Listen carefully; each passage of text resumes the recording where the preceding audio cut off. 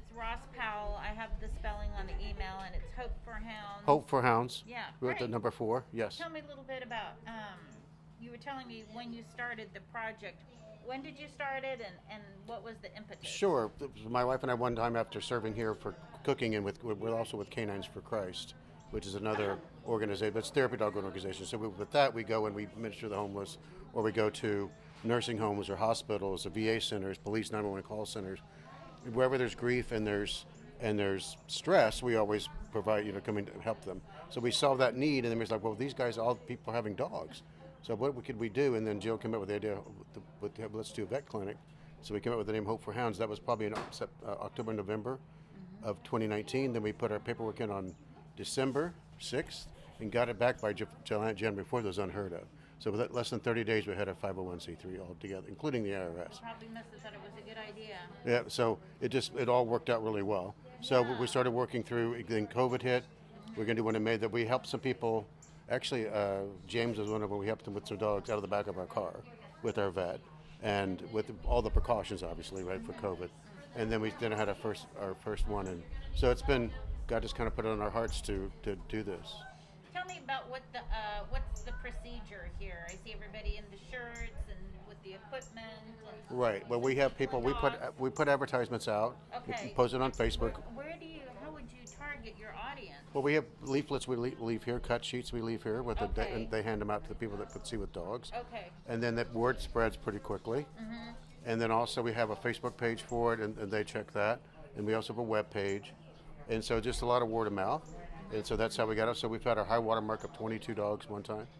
So we generally between 10 and 12 dogs. And so they come in, we meet them at the street, we take them into the intake, we take their temperature, give them a mask if they don't have one, and then get all the information on the dog and the owner. Then they go through sit here, and then they come to the vets and do their thing. And then we have a post where we give them copies of everything, and then we give them, chew bones and collars and all that kind of stuff. Well, tell me a little bit about the shots that you give them, and it sounds like you do so much. Yeah, so we give them obviously rabies, bordetella, Wow. DPTH. Well, I can't think of it. I'll have to get my daughter to tell me that one. Uh-huh. But it's all the ones you need for the city and the state. So it keeps them fully licensed. Wow. And We also give them a health check. So if there's any issues. tell me about that. So the others, we had one dog named King who he had arthritis really bad, and so we gave him pain meds for his arthritis, anti-inflammatory. Other dogs with an eye med, other dogs with ear meds. So whatever we can provide for them, we give them the long-term care that they need. And then we follow up with them. that's fantastic. And spay and neuter as well, so we offer spay and neuter services That's as well. fantastic. Yeah. How often do you have this clinic? About every 6 weeks. Every 6 weeks. Yeah. And people hear about it on the grapevine. Right. And what is the response by some of the people? Oh, and actually we provide also fostering services as well. So James is here, the gentleman that's right there, is a U.S. veteran. He's former Marine, or he's a Marine. And his dog, because they couldn't take care of him, so we've had him on a foster care for now, and then we bring him back here and take care of them, and then we get them to have visitation and things like that.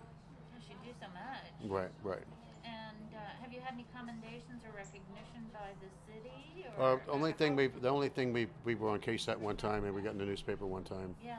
But other than that, we just kind of serve in silence, just kind of taking care of business. Yeah, and the dogs you see when they come in, it seems to me that people without shelter are very accommodating to the animal almost before themselves. Oh, absolutely. They'll feed themselves before their dog. Feed their dog before themselves. Yeah, that's what- And so they really need that. And that's with this PTSD, that's the only thing they can really love on. Yeah. That's the only thing they can cling to that's theirs. Yeah. Because the city will come and wipe out all their the camps and so they lose their IDs. But the dog is always with them. So, and it's just amazing when you can see the people how it affects them. One of them, I got an emotional support dog designation so that she could get into a property or whatever. So. And then I started to write the article already, and also what I think is that it's so important to take care of the homeless problem in this country, which is increasing, because those people will adopt more dogs and get them out of the shelter. Well, right. Well, but they also breed them, and that's why they use it as a form of barter. So we try to keep them spay and neuter, so we keep the number of dogs because a lot of times they'll get loose, and we have numerous stories where we have microchip dogs. They get away or they've been stolen, and we recover them and give them back to the owner. So we'll get a call from ACS or somebody else or or get an alert from the chip maker or the chip tracker, and we come out and go pick them up. My daughter went all the way to Bryan to pick one up and brought it back to the owner. Wow, I see. Okay. And so, how many animals do you think you've helped so far? A little over 60. Wow. 60, probably, well, not counting today. So And you're here to stay, so Right, it'll be what- a future service. For God willing, yeah. Yeah, I hope so too. Right. And of course, groups like yours always need donations. Absolutely. That's our big thing. We have people that want to barter with us and give us money for bartering, which doesn't really help. So what we need is really cash, because we get dog food and all the kinds of things other than vaccines are donated to us through Pet Supplies Plus off of Evers Road. Oh, okay. Or Evans Road, I guess it's.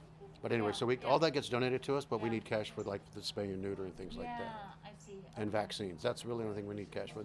Nobody gets paid. Everything's Yeah. 100% to the ministry. Great. Well, wonderful.